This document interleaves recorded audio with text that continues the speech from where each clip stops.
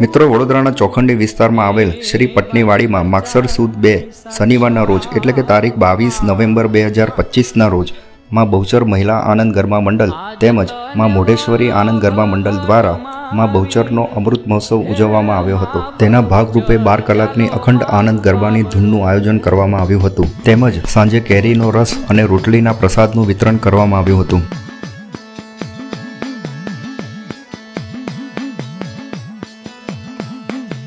आज तो